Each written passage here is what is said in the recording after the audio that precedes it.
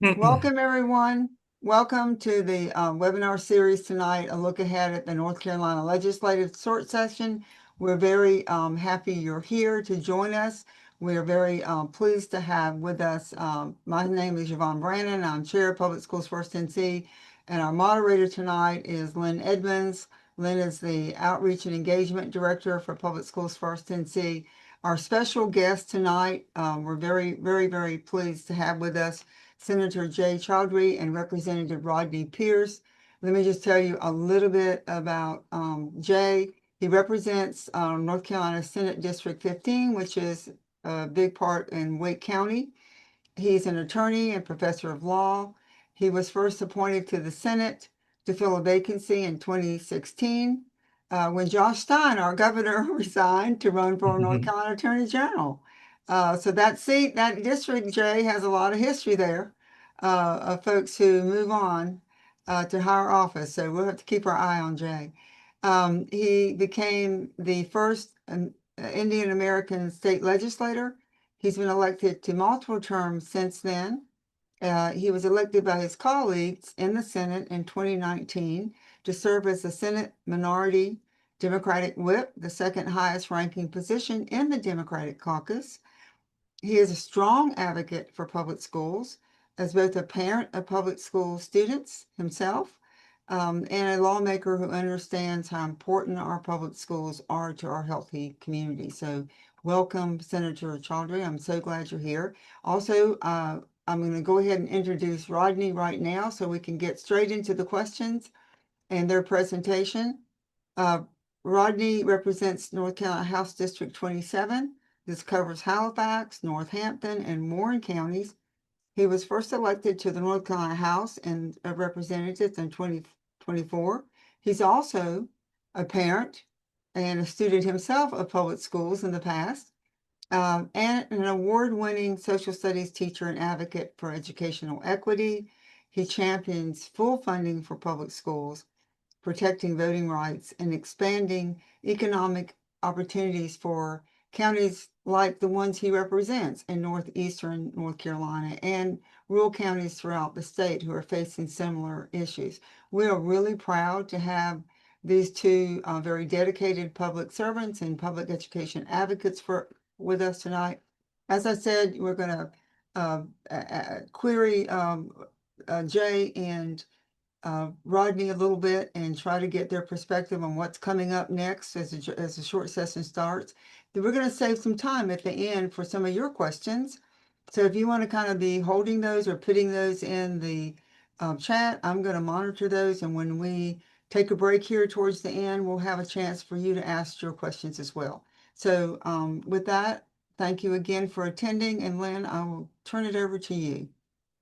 Thank you. And thank you, Representative Pierce and Senator Chaudhuri, for joining us. It's good to see you both. And it looks like we've got great attendance, so that's exciting. I'm actually going to start us off with the federal vouchers that states have to opt into. And I'd like to hear what your concerns are about that federal voucher program and whether or not, I know that lawmakers last year were very quick to opt in to the program, and Governor Stein vetoed that. But we have heard that he could be reconsidering that. So I'd like for you to talk about your concerns, not only about what the program would do, but whether or not, what your opinions are about Governor Stein possibly opting in. And Senator Chaudhuri, you want to start? Yes. Well, thank you, Yvonne, for your leadership, and thank you for your service, Lynn, as well. It is a common thread that I think we all share as North Carolinians, and certainly with Representative Pierce's services as a public school teacher. I often say this state would not be what it is. I would not be who I am today as a product of public school education. And certainly I feel the same way about my kids' future, that it is the single best economic engine we have in our state to move people upwards in economic mobility.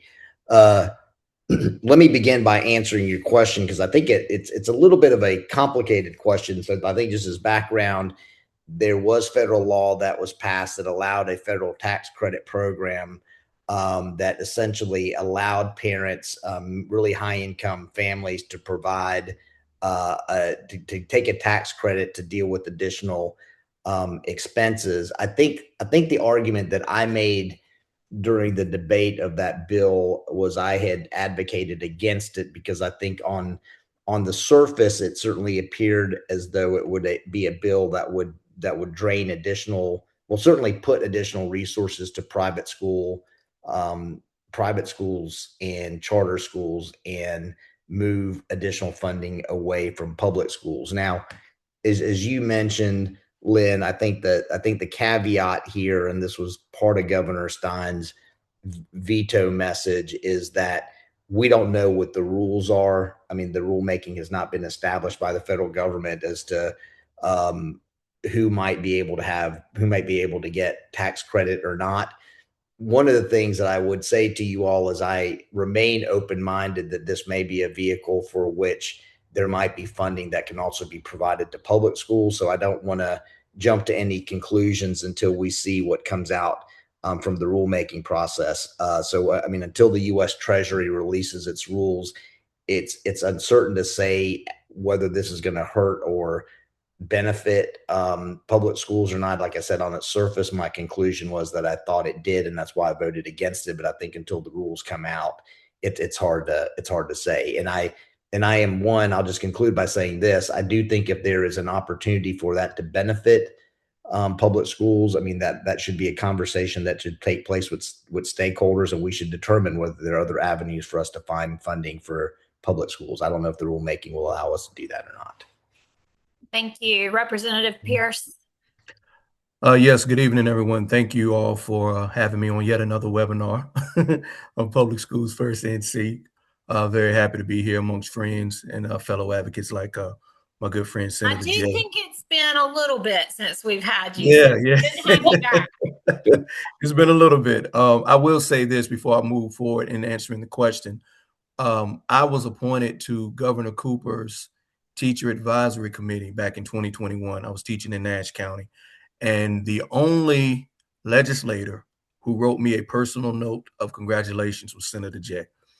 He was the only one. That guy, he represents Wake County. I'm way down in Halifax teaching in Nash. So, he did it. I just got appointed to can't even remember the commission, Roanoke River Commission, and he sent me another personal note. So, Senator Jay, thank you for always taking the time to do that. I really appreciate it. It means a lot. Yeah, I echo his sentiments as it relates to this program. Whenever I hear voucher as it pertains to public education, I always get a little timid because as a historian, I always think back to Mr. Milton Friedman, who really kind of pushed this idea back in the 50s when school desegregation was going on, or integration, whatever term someone prefers to use. And always look at it as a vehicle to separate us by class in some instances, to also separate us by race in a lot of instances, because that's the history of private schools, particularly in my part of the state, in Eastern North Carolina. So I do echo what Senator Jay said. When you think about tax credits, that's going to reduce revenue. When you think about vouchers, they typically don't have the same accountability. So then I'm asking, okay, are civil rights protections going to be enforced? I wrote some of these down. Do they have to follow the same standards, that our public schools that receive federal money are going to have to follow? And those are always the things that jump out to me, because I know with the voucher program that we have here in North Carolina, those are some of the things that they don't have to worry about. They don't have to worry about showing that, hey, our students are perhaps reading on grade level, or we don't have to do the quote. And I'm not saying they don't have to do this, but we may not have to do the background checks of the educators of these schools who receive these funds. Are we required to provide free lunch? Are we required to provide transportation? I always think about those things, and to know that there might be something done on a federal scale will make me pump my brakes and just be very, very cautious. And like Senator Jay, I voted against it as well. Well, I'll take a point of personal privilege and add an editorial comment from Public Schools First NC is that it's hard to imagine with the obscene amount of money that is being diverted with North Carolina taxpayer dollars toward private school vouchers, that a federal voucher program layered on top of that, it's hard to imagine that that would not be harmful to North Carolina's public schools. But you mentioned, well, speaking of, funding holes, and let's, shift over to the looming fiscal cliff that has been widely reported, especially out of the Office of State Budget Management.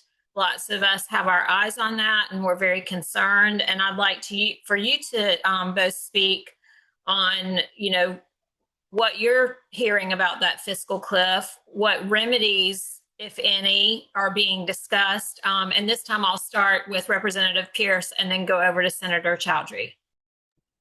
Well, the elephant in the room is we don't have a state budget, right? We're the only state that doesn't have one. And I think personally, part of the reason that we don't have that state budget is because our state received a lot of federal money in that past state budget, whether it was ARPA funds or whether it was bipartisan infrastructure bill funds. So they were passing out pork like it was a pig picking. You get a check and you get a check and you get a check. But guess what? Now it's time to pay the piper, because these tax cuts, these regressive tax cuts that you have given to corporations and the wealthy over the past decade and a half have really, really come back to bite you. So now you're not going to be able to do the things that you've been able to do in the past in terms of pork barrel spending or in terms of the investments that are needed in public education. It's one of those things where when you're in the minority party, and Senator Jay has been there long and it's plugged in more than me. I'm still a freshman, going into my second year of my first term. But, you kind of are on the outside looking in, so to speak, when you're in my position. And, you do your research, you reach out to people in leadership, you try to get feedback. And, the consensus is, we're going to fight like hell for the things that we know the people need, working class people here in our state. But it's still a numbers game. It's still a numbers game. And I think the thing that's disappointing the most about it is sometimes it just seems that people don't seem to care. People don't seem to care about these public goods, whether it's public safety, public health, public education. There seems to be no intention of investing in these things. And, my thing now that I say now is, if you're not investing, you're divesting. If you're not investing, you're divesting. And it just shows a lack of priorities when you can spend almost $8 billion over the next decade for the voucher program, but you can't fully fund the Leandro plan. That was literally, put together by West Ed a few years back. So that's how it is on my side. So Senator Chaudhuri, the same question, but I'll add, are you hearing with, providing, public goods and services in our rural places where they may be controlled by Republican state lawmakers, are you hearing any concern about this at all? I am hearing some concerns, and I will say, anecdotally, I don't know how many folks have followed this story, but in Wilkes County, the superintendent there took his life recently. And I don't know if this has been entirely reported in the press or not, but it came during the same evening that the county commissioner decided to cut the school budget, in which he had to close 2 schools. So this it has real impacts, and as Lynn, as a school board member, the decisions that we make at the state level certainly impact what happens at the county level and with the school board, and these impacts are real. They are real on our teachers, they are real on our superintendents, and they are real on our our children. As Representative Pierce said, I mean, this is a numbers game, and we can, I think sometimes when we talk about numbers, we forget the real stories and the impacts of what's happening to our kids. And I think we lose kind of the narrative and the contest of storytelling, which is really what Representative Pierce does. He teaches history, he tells stories, but let's talk briefly just about the numbers. I mean, we talked about the $8 billion that's going to be diverted to private school vouchers. The flip side of that is the corporate tax cuts and the personal income tax cuts now that have been in place for a number of years have resulted in a loss of $18 billion a year. $18 billion a year. Now, for us to think about that in perspective, I mean, we pass a $32 billion budget and we are looking at the loss of $18 billion a year.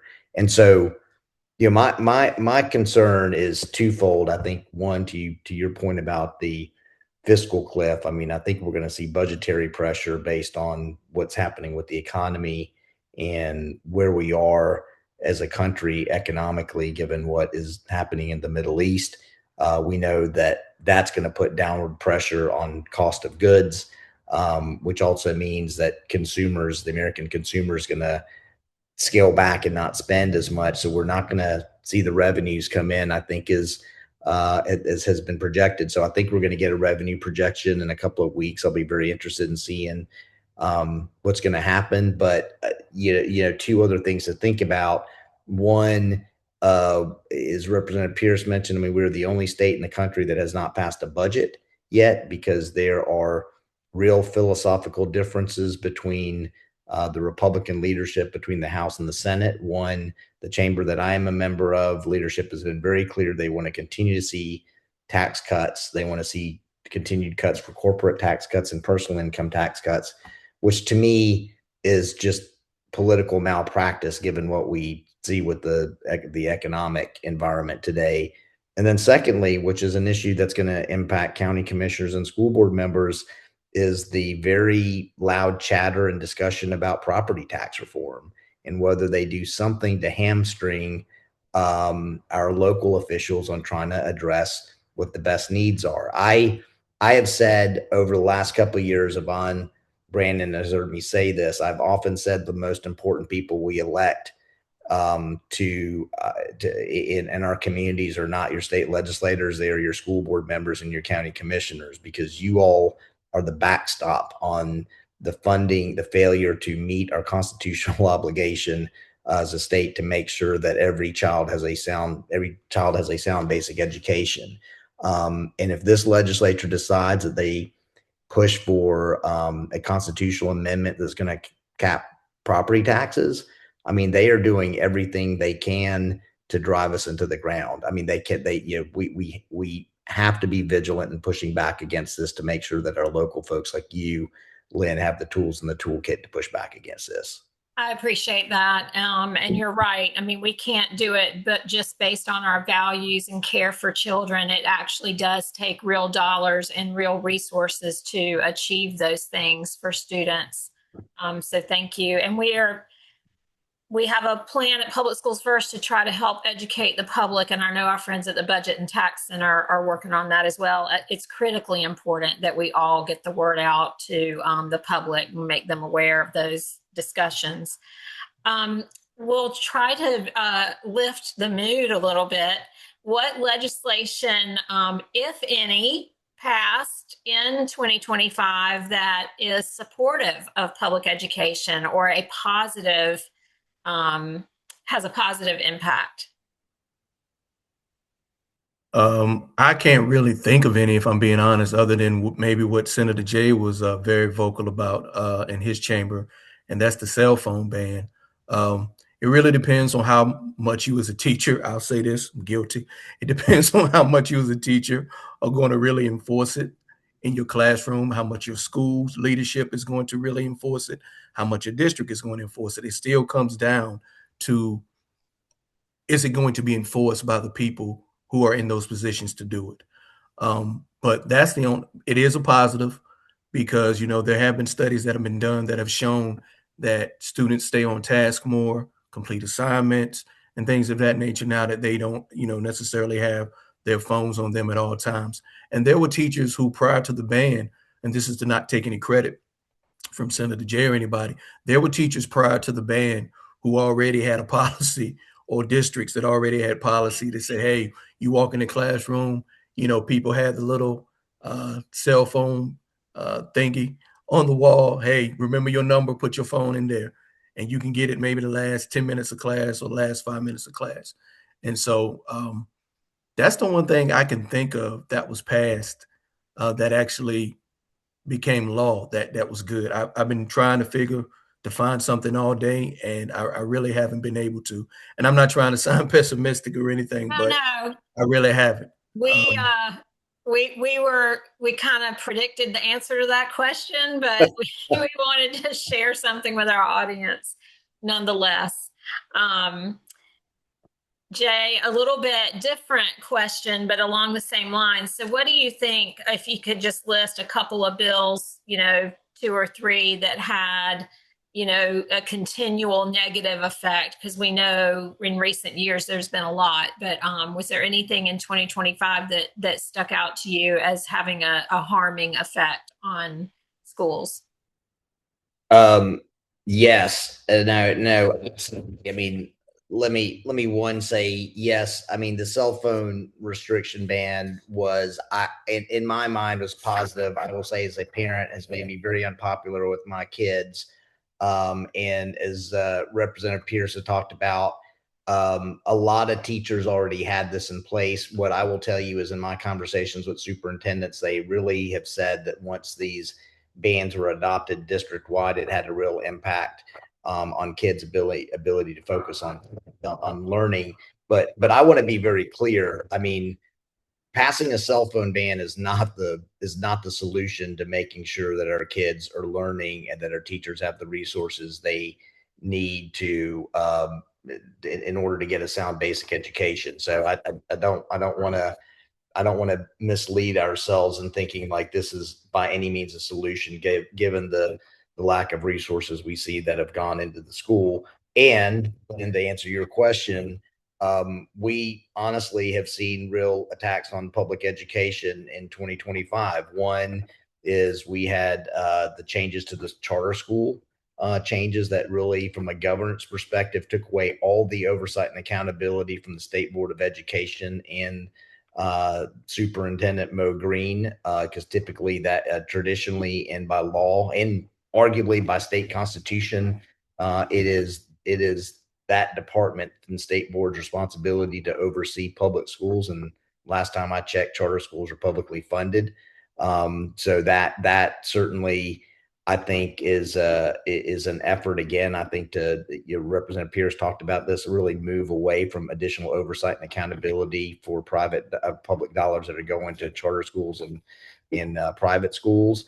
And then I think the other big story from last year, and I believe both these bills are still awaiting to be, it will see if I believe the House comes back to try to override them, are really the attacks that we've seen on diversity, equity, and inclusion, which was just really just, I mean, I don't even have any words to share just kind of how awful the movement here was in trying to push for this kind of legislation that creates a real chilling effect. I mean, we probably have the best witness to anyone on this, with Representative Pierce being the social studies teacher, but the chilling effects that it will have in classrooms and how teachers are supposed to navigate whether they're going to teach this or not. Now, look, I hear this from my own children in school about the reluctance I think teachers have in the classroom about subject matters they want to explore because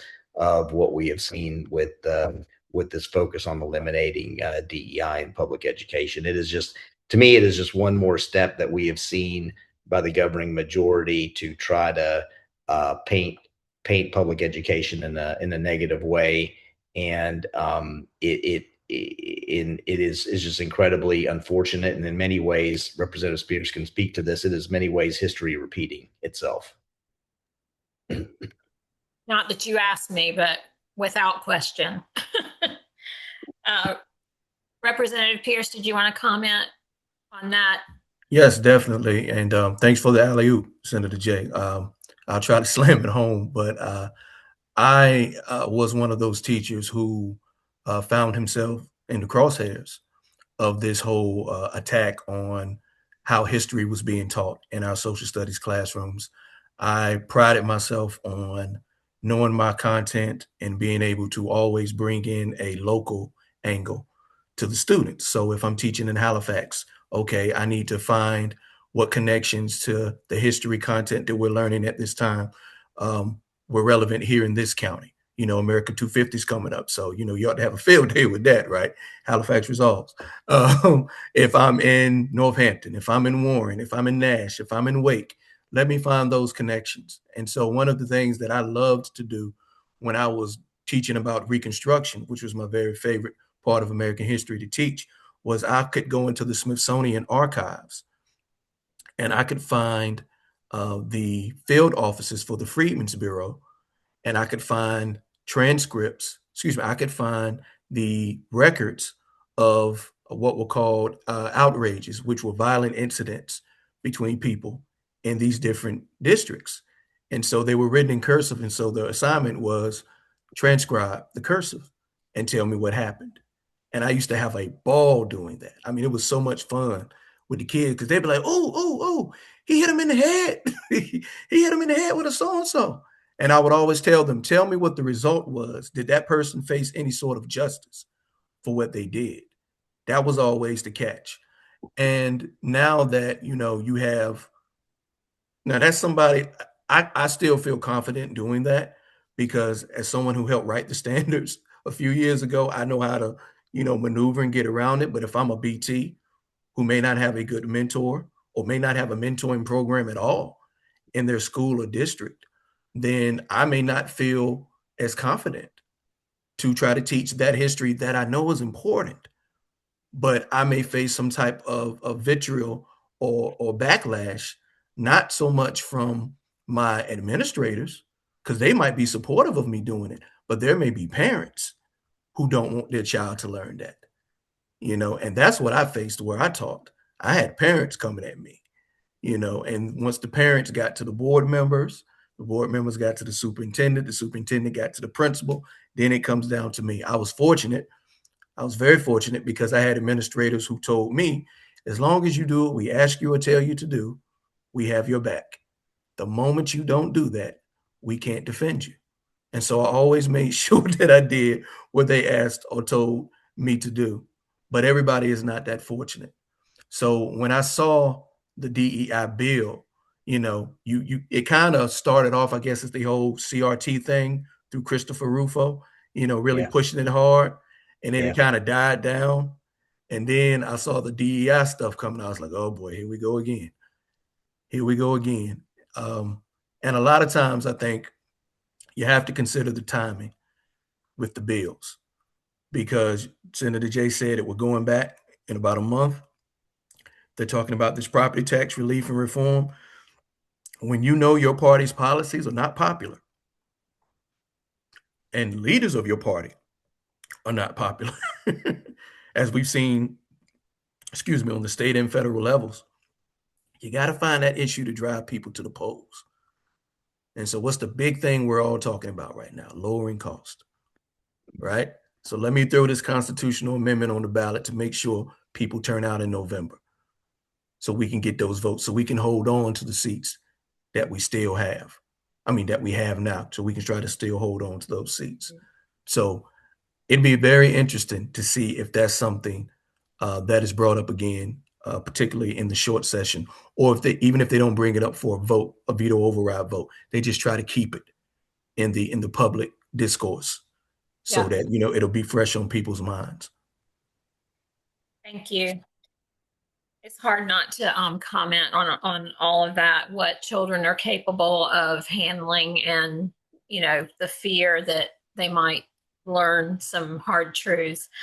What good or bad bills are still pending and should we be on the lookout for in the short session? Anything that could, I mean, we just talked about the DEI bill that they could try to override that veto, but are there things that are still simmering in a committee or could be renamed, or, anything good or bad that we should be on the lookout for in this short session?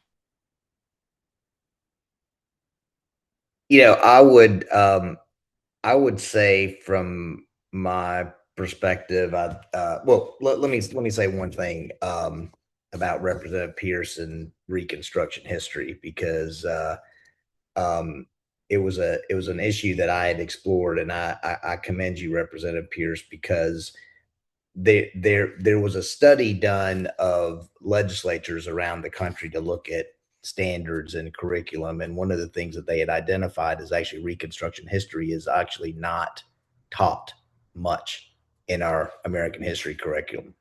And when you overlap that finding with what we just experienced with eliminating DEI, I mean, Reconstruction both, I think, showed us the path and the dream of a multiracial democracy, right? But it had a very dark ending. And for those who visit the Senate, there's a portrait of Abraham Galloway, who was elected to the Senate, who served as a senator from Wake County in Reconstruction, but ultimately had to flee. So we, in some ways, we have these debates, Representative Pearson, we have the portrait of Senator Galloway witnessing all of this. And this is why I say history repeats itself. I think, on pending bills, we have the constitutional carry override, I believe, Representative Pierce, that's in the House. But I mean, look, the biggest thing I think for us is to pass a budget and make sure that we are providing those pay increases to our teachers and our administrators and our bus drivers, because I mean, Lynn, I think you can speak to this, because it has a real impact with our school boards and our county commissioners on how we're going to look to fund public education. So again, I mean, I think that to me is the most important issue we're facing right now, is we got to pass a daggone budget. I can't argue with that.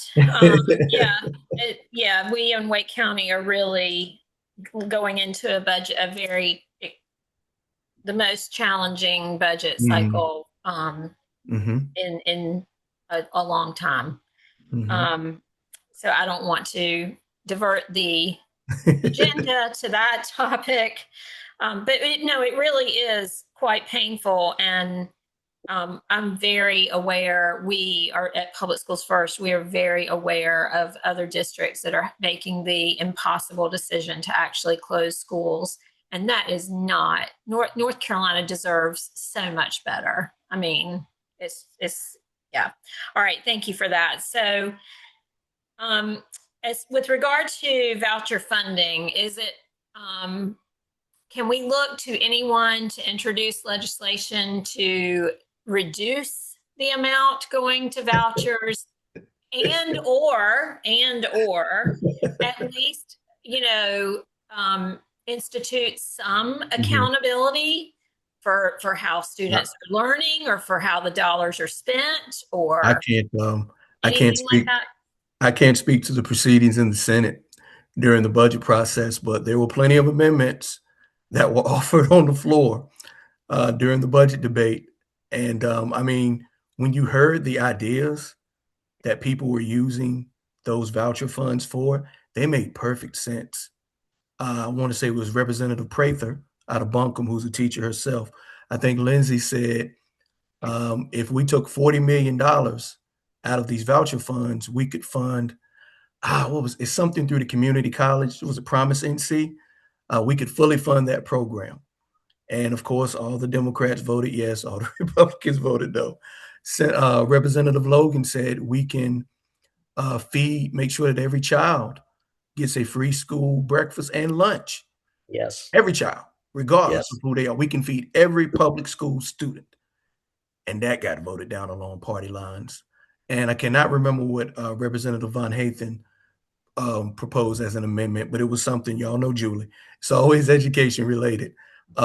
She actually has been introducing the Sound Basic Education Bill. It was House Bill 420 this past session. that basically implements the Leandro plan through a bill. And I can't remember what she particularly introduced as an amendment, but again, it got voted down. So there are attempts that are made, namely by Democrats, to remove funding. And sometimes it's not all of it. It's just a portion of that funding from the vouchers to fund something else that's public education related. And it's always voted down. It's always voted down along party lines. And well, please keep trying. Definitely. It is a struggle to understand those that are all about accountability for the public schools or just general fiscal accountability to be so resistant to having any microcosm of accountability for these voucher schools. Senator Chaudhuri. I'll just echo what Representative Pierce said. The Senate has run identical amendments. In fact, I would say the voucher program tends to be the source of most of our amendments as far as looking to shift dollars away. Very similar to what Representative Pierce talked about, free breakfast and lunch for K through 12 kids, shifting that money to help pay for teacher pay. Governor Stein, wanted to pay our teachers 10.6% more, so they would be number one in the South and top five. So it'd be top in the Southeast. But again, these amendments are generally ruled out of order by the governing majority. In addition to that, we have, and I have sponsored legislation on holding voucher schools accountable, because as we know from North Carolina State's Friday Institute, when it comes to accountability measures, North Carolina is one of the worst when it looks at accountability metrics insofar as voucher programs. And that's not just on private school vouchers. I mean, some of the online private schools that we have, I mean, these programs have been consistently been given a D or F rating in their ability to even educate our kids. And so I think that continues to be the narrative that you will see Democrats at least fighting for, is the importance of of shifting those opportunity scholarship dollars to the needs of traditional public schools, but also trying to push for accountability as well. Thank you so much. So I'm going to switch things up a little bit. Yvonne says that there's some good questions in the chat. So I'm going to invite her to unmute and ask some of those. And then before we wrap up, we will revisit or visit for the first time the new Blue Ribbon Commission. So, but for now, let's take some questions, Yvonne. Here's a good question. How will the state make up the loss of revenue by removing the corporate property tax by 2030? What's going to make up the revenue? And with the possible overriding veto of Senate Bill 50 allowing the 18 to 20-year-old carry a gun without any training. So they're concerned about what's going to happen when the corporate tax is totally gone, and how possible it is that we're actually going to see an override of Senate Bill 50. Well, let's hope that by 2030, the plan is for us to be in the majority as Democrats and making more sound economic and financial decisions. However, if the shoe is not on that foot, I believe the trade-off will be that you're going to see the word I love to use is austerity budgets passed, and some of those things that have been funded through the state for a number of years are going to be severely reduced or not funded at all. And that's how the state is going to make up for that loss of revenue, because I really don't think that our colleagues on the other side of the aisle have any intention of making up shortfalls when they come through. If the federal government has said, we're not going to fund Medicaid or SNAP, our colleagues have said publicly, we don't plan on funding none of those shortfalls either. Yep. But you're trying to mess with people's property taxes that rural counties like those in my district rely on. So who's really going to have the ability to make up those shortfalls when it comes to programs like Medicaid, SNAP, that are funded through the federal government, but then you're taking away the power of the county to do what they can because you don't want to handle your responsibility at the state level. Well, Jay, how So about I the really think question? that's what they're going to do. I'm How sorry. about the concept that someone's saying here that, yeah, they're gonna just run off fees and sales tax, and that hurts who? Mhm. The Yeah, poor. that's right. That's right. I mean, look, the math just doesn't add up on this. And I mean, what I would say, thinking about 2030. So you gotta think in terms of 2-year increments. And I think the first goal this session is to get a budget and stop any additional tax cuts. That is what's politically realistic. The second goal is to make sure that we have like-minded individuals who recognize the crisis that we've been put in, because you've got three things that are contributing to our budgetary challenges. You've got severe cuts to Medicaid funding that we've got to make up. You've got cuts. You've got the failure to pay into the public education system. And you've got the third aspect of property tax reform. Now, on the property tax reform, I mean, I think this is where it's important to advocate. There may be as much interest in rural communities and state and those local governments to make sure that they're not hamstrung either. So, I mean, I think there's a real opportunity for us to stop that. But if we got a different makeup in the legislature going into 2027, there may be a path. I mean, one thing to lift up, which we often don't see, kind of the disagreements to be so vociferously public. I mean, maybe Representative Pierce can comment on this, is that there is real reluctance by members of the House, the Republican leadership, to allow for continued tax cuts, because I think they also know the math doesn't add up. So, like I said, I mean, I think there's a goal for this session, and then there's a goal for 27 and 28, and then there's a goal for 29 and 30. This is, I'm gonna try to give you two more quick questions because I'm so pleased that people are on the call and want to get them answered. But so when money is diverted to a charter school with the student transfer, what I understand is that student will return to their home school, or we would lose the cost of the student costs. When we need to forward school funding to charter schools, can we make quarterly payments instead of? I'm not quite sure about that. Should the student return to not lose control of all the funding? Anyway, this is basically, how is this money for kids, following kids back to the public school system? When they leave the school system, they go to charter school, then they have to go back to their own base school. Does the money come back? What's going on? Same thing with private school vouchers. Do any of y'all want to take a explanation of that? To my understanding, and I could be wrong, if that student returns to their home school, that funding does not follow them back. Right. I think you're right. That is my understanding too. This has been one of the chief complaints from the school systems. Right. So once that money is sent, okay, now I do know that we've improved that. We used to pay it once a year, then it was once a semester, and I think now many of these are even somewhat monthly draws.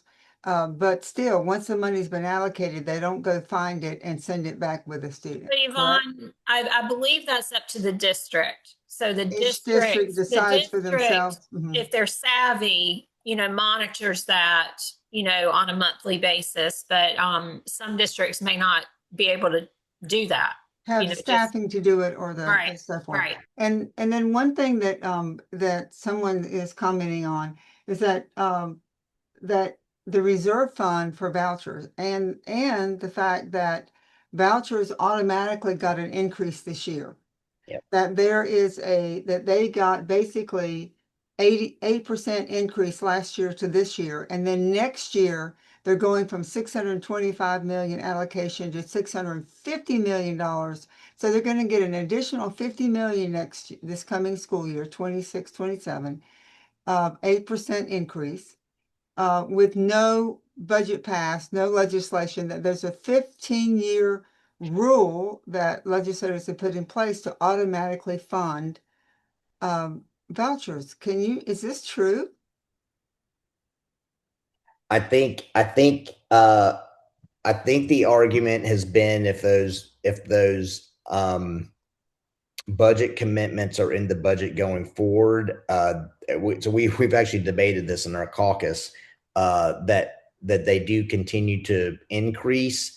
Although my argument is that each budget session is different every 2 years because you have a new General Assembly. But Yvonne, this goes back to my earlier point. I mean, if you have a different makeup of different members of the General Assembly and they elect that they do not want to continue to fund private school vouchers, then certainly that decision can be made. I mean, the one thing that we have not lifted, which is obviously stating the obvious, is the fact that they've done away with any income cap for private school vouchers, which means that if you are a millionaire and you're sending 4 kids to private schools, you're going to get $20,000 worth of private school vouchers. So, I mean, that was not what the original intent was of vouchers when folks were making that argument, but they have completely the original stated intent. The original stated intent, right?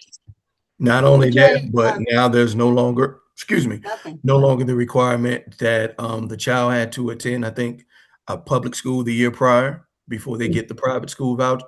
Excuse me, I'm sorry. Now you That's can exactly now you right. can, be in private school your entire academic career and get a voucher. And Jay, I appreciate you bringing this up because I was literally sitting in the courtroom and listening to Paul Stam make the argument that we needed to give this very small amount of money to very, very poor kids who were in failing schools and they needed a option of relief. Yep. And that was the story. And that's what the ruling was based on. And Yeah. we certainly have seen that all of that, as you both mentioned, has been tossed aside. There is no real requirement anymore. So the thing that's really interesting about this also is that, can you go back and mention a little bit about, how school systems, if they don't spend money, it reverts back to the budget, it reverts back to the state, reverts back to the county. The voucher money, if they don't spend it, it sits in a little quiet private fund. Is that right? I believe that is true, and part of this was based on the fact that when they were funding the vouchers initially, they weren't drawing down all of the money. I mean, so one of the things they did, in addition to making sure the money rolled over, was they have allocated tens of millions of dollars, maybe $10 million into marketing the voucher program, because most families were not taking advantage, were not using the voucher dollars. And so, there's been a concerted effort to do so, so they can draw down the dollars, because they were criticized during floor debate about the fact that families weren't even using these voucher dollars. Right. And so now, when I'm sitting here watching and listening to and seeing news articles all across the state right now, local school boards are struggling. They're having to make cuts without any budget increases this year. They're now going through a process of making cuts. And we look at that reserve fund sitting there and we're thinking about teacher pay increases or filling some of those vacancies we've had all year long in our core academic areas, and just a long list, right? We saw last year the failing HVAC systems across rural small Yes. communities Yes. that could not afford for Yep. repairs. And then to think there's a reserve fund sitting there in case somebody who can afford and made a decision to go to a private school wants a tuition rebate, right? So that's kind of hard to take. And we're seeing that in a lot of the Well, comments here. Well, and even if you couldn't afford to pay for a private school. We know from the studies that have been done in Ohio that the increase of cost, I mean, basically they'll raise the tuition cost and pass those costs back onto families, right? Right. And I will say that Public Schools First has actually documented that, and then we have put out a report on it, and there's and it's very, very, very clear. We've literally shown when the line was drawn, Senator, where this is what they were charging, and then almost literally a week after the universal voucher program started, we see tuition increases, and so they're passing that along. This is like getting a free coupon or free T-shirt. Now, Yeah. one of the things that also someone's curious about these voucher charter schools is we recently saw the charter school board approve a lot more virtual academies. Yes. Now, I think all of you remember back to the berating and the insane attacks on our school boards across the state when they let kids stay at home during COVID. Yeah. And the berating was primarily about these kids aren't learning what they need. Now, what do you think about that? We see this big growth in the two big charter programs that where the kids are not performing well, and now they're approving charters left and right to have fully remote programs. What do you think? I just think I mean, I'm sorry, go ahead, Sam. go ahead. Go ahead. No, I was Go going to ahead, say, Mr. Social Studies teacher. What no, do you think?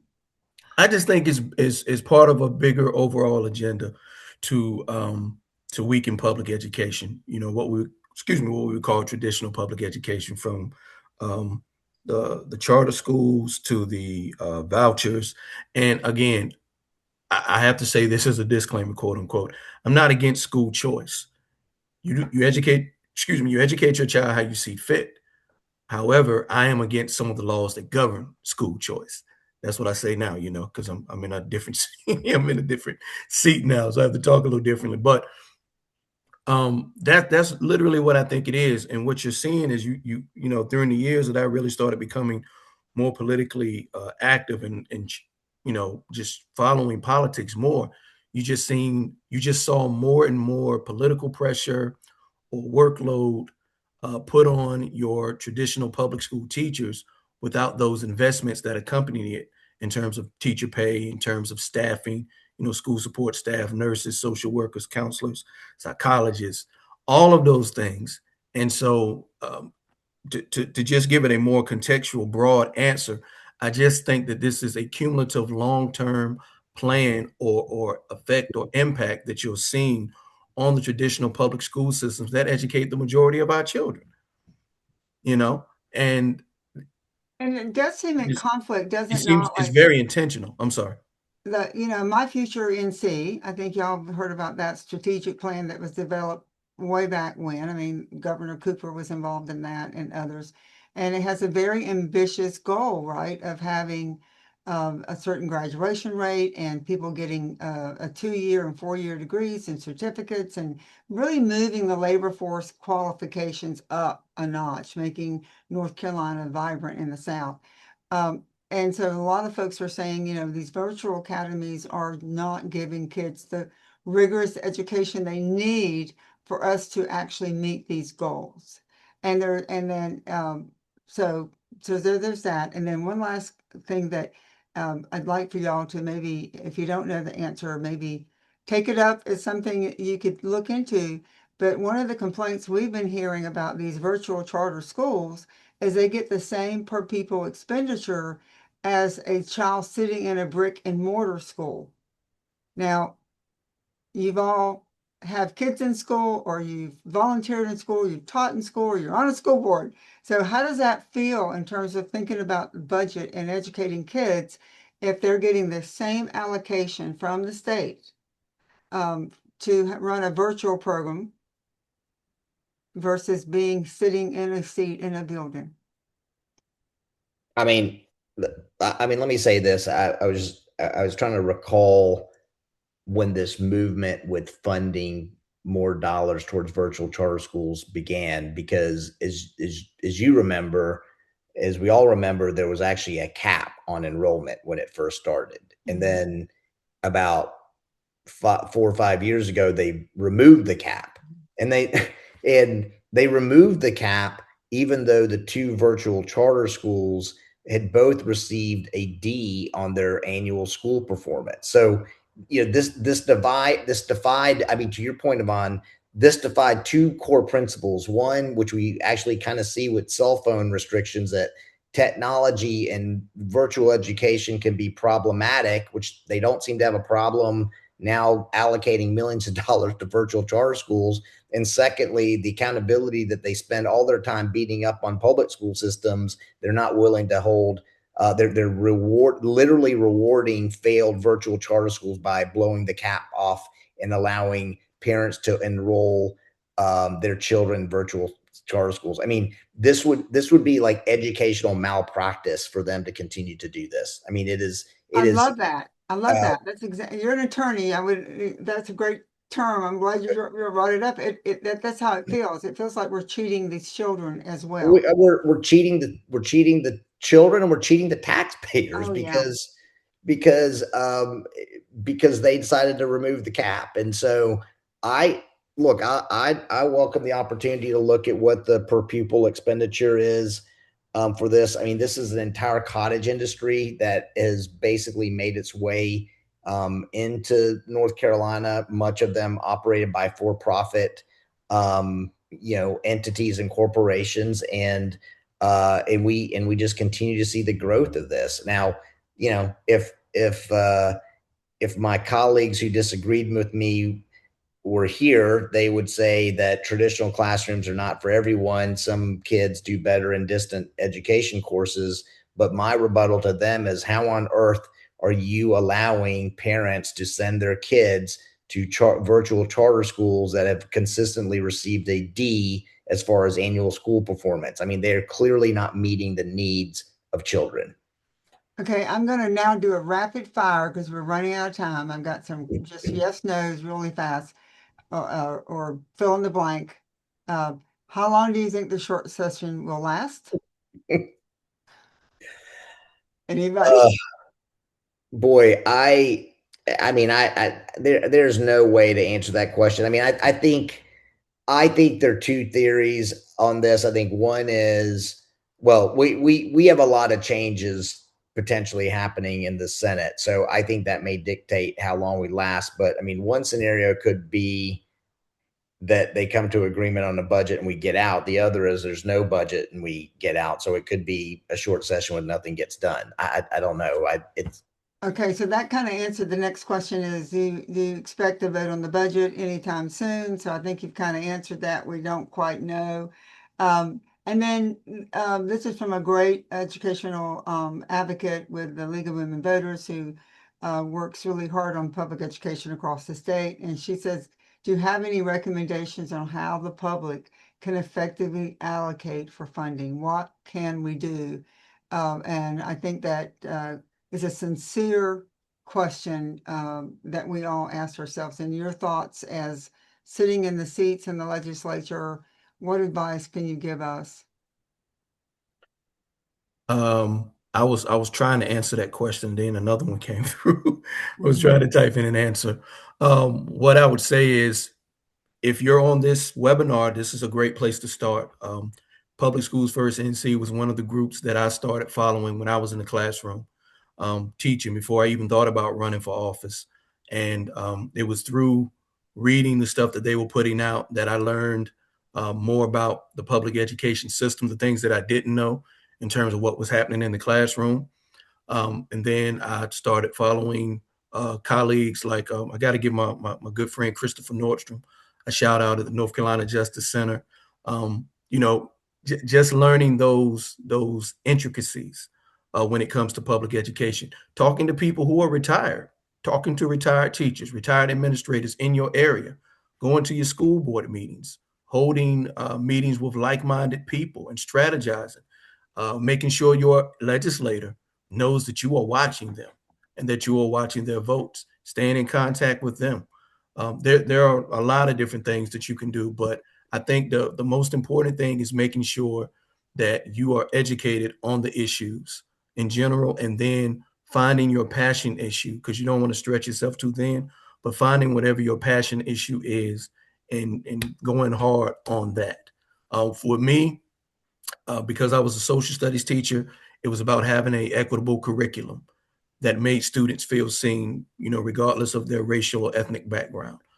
That was my big thing, because I taught in a county where, Leandro actually was filed. I'm a Leandro kid.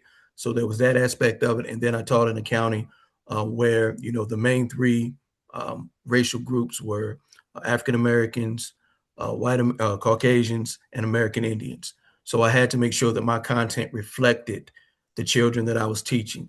Then when I got to another district, okay, now I have Hispanic and Latino kids, excuse me. Now I have Asian kids. Now I have Indian American kids. So now I have to expand my content, look at my own bias that I might have internally and say, okay, how can I make sure that I incorporate the stories and the narratives of these students and their communities into my content so that they feel seen as well. So that's what it was for me. And that's how I started getting more into policy and things like that. And I'm going to wrap this up here. And I did send one question that I can kind of answer. Somebody wanted to know, how do we know the grades that these charter schools are getting? All the grades that public schools, including charters, receive, and their grade. So it is on the NCGA website, and it's also supposed to be on the school's website.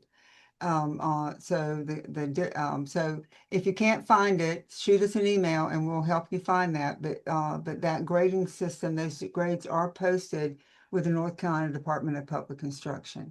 And Yes. to that person, please look at our fact sheet on North Carolina's A through F school letter grades, because they are problematic in themselves. They don't give you the true picture of what is happening in a school building. And that is another webinar. Now, Yvonne, I am not letting these young men off the hook, because I want to hear what is your defense of the Blue Ribbon Commission? Because come on now, the West Ed report, the Superintendent Green and the State Department of Ed, their strategic plan, the House committee that Representative Torbett led. I mean, do we really need to be doing this again? Okay, I'm gonna answer that question because I am a commission member. I'm aware.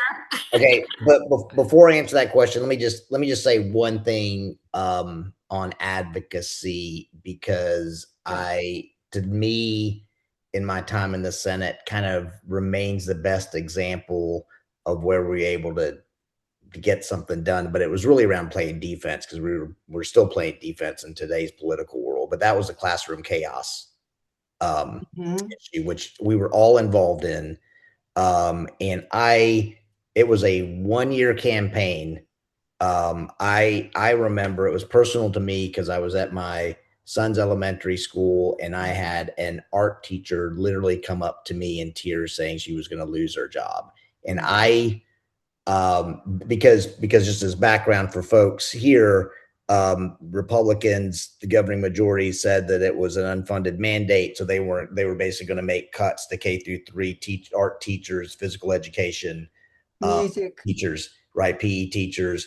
And what we saw was an amazing activism from parents in elementary schools. Like, I have never seen anything like it. I mean, people were so engaged because they realized this had real impact. And so I think we've got to pick one or two issues and engage in that activism. I think it just shows you the power of PTAs. And to me, at the end of the day, the mandate got removed and we saved our teachers. I mean, but that was literally a 9-month to 1 year campaign that ultimately was successful, but there was a lot of advocacy that took place around that.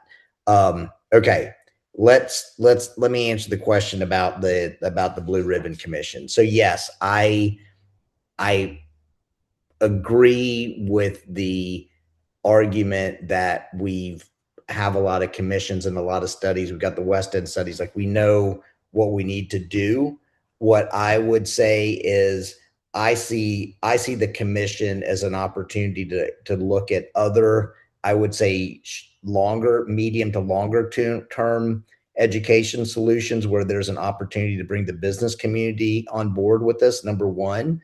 Number two, I think if we want to talk about the implementation of the Leandro decision, my argument would be that we've got to change the makeup of the Supreme Court and focus on the legislature. And then the last thing that I would say to you about the Blue Ribbon Commission is I think that can still be a space for advocacy on issues that are important to us. So I think that different legislators have play different roles, and I think we have to recognize that we're all on the same team. There are those of us that play an inside game. There's some of us that play an outside game. I think it's really critical that we keep the dialogue and the conversation going, because these are going to be opportunities for us to lift up examples. So one of the things that I would say to you all, which we've also seen in the national press, is like the states that are getting a lot of attention, that are doing great things in public education. I see this as a member of the Southern Regional Ed Board, or places like Mississippi. So for me, if there's an opportunity for me to say, I want to bring, and I've had these conversations with Mississippi legislators, if I can go to a Mississippi legislator and have them come to the Blue Ribbon Commission, where they tell me that their number one job, because I've heard this from them, is that they believe teacher pay is really, really important, then it's an opportunity for someone else to advocate in a forum that might just move some of our friends to realize the importance of public education. So I guess you got to be an optimist in the business, Lynn, to keep pushing for this. I will never give up without a fight, but I will find every avenue to make sure that we are fighting for more dollars. And that's my attitude going into it. I certainly, set you up there. So I really appreciate what you've shared. And we're watching Mississippi too. And I mean, you already lifted it up. I mean, one thing that is not rocket science, and we don't need a commission to study it, is pay teachers better, right? Pay them as the professionals that they are. So I wanted to add, I'm going to share my screen again, because I've got your contact information for people this evening. And I wanted to say another thing that folks can do, and Senator and Representative, I'd like to see you both on April 8th. That is a Wednesday. Public Schools First NC and the North Carolina PTA, we have been gathering on the second Wednesdays of every month outside of the General Assembly, right there across the big globe.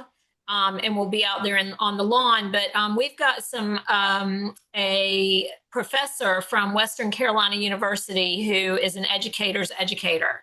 And she'll be there speaking along with the president of the NCAE. And we're just, calling on lawmakers to do these things that we know that our public schools need. So I invite everyone to attend. If you're able, it's somewhat of a floating event from 11 to 1. We've already got our permits. So please see us on Wednesday, April 8th. And this is how you can be in touch with Public Schools First NC and all of our social media, our website. Please sign up for our newsletter. And Yvonne, I'll let you close this out as I fade into the dark. Okay. Thank you so much, Lynn. And let me say, Jay, to your comments about the Blue Ribbon Commission, we hear you and see you, and we are hoping for every member of the commission to go into those meetings with eyes wide open, right? To hold each other accountable for all the good research and data that we know, to make sure that Superintendent Green's plan is lifted up, that we don't ignore and let anyone mess around if their comments, to act like we're starting fresh. We are, as Lynn said, we're starting with a lot of good foundation, and I hope that people like you will hold the commission accountable for, for an honest conversation about where we're at, what we've learned, and how to get that involved. And I would say that for the business community, I do think it's time for them to speak up. Corporate America, when we talk to businesses, they say, we didn't ask for any tax cuts. We didn't ask you to cut our tax rate to zero. We want to pay our share in building a robust community and roads and schools and hospitals and those kind of things. So maybe it would be a great place to start the conversation about how businesses can, can speak up about things like fair funding for our state to achieve some of these goals. Because that's where the big angst is, right, over the budget. So I'm excited. I hope that you are able to use your voice, and everyone in that committee will use their voice to get down to common sense math, and to talk about how businesses can, to do more than be on commissions. They have to start speaking up for, we don't need another tax cut. We need instead a trained labor force. We need our public schools. So good luck. And I Well, invite both, go ahead, Jay. so let me say two things. One is you're absolutely spot on about the message. If when I spoke at the Raleigh Chamber of Commerce panel discussion last month, what I actually said from a Wake County perspective, right, as a county that makes up 15% of the state GDP, that adds 66 people a day, what I told them is this did not happen overnight. It happened because we invested in our education system, and it is the responsibility of the business community to say that we are not going to be able to continue with our success if we don't pass a budget, and we don't pay our teachers more, and we don't make the right investment. So I am totally aligned with you. The second thing I would say is you all have put up my phone number, my email. Anybody on this call can reach out to me if they've got ideas. I see it as my responsibility to also make sure that other voices are coming to me if they don't feel like they have a voice on the Blue Ribbon Commission.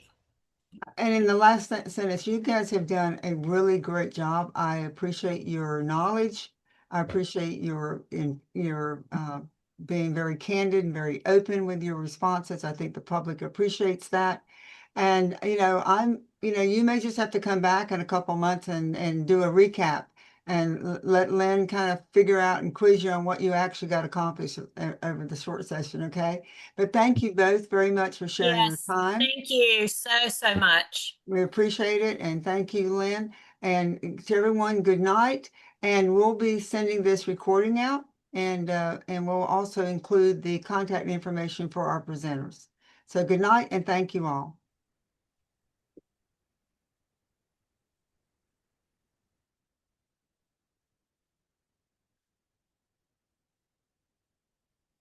And let me see if we stop the recording.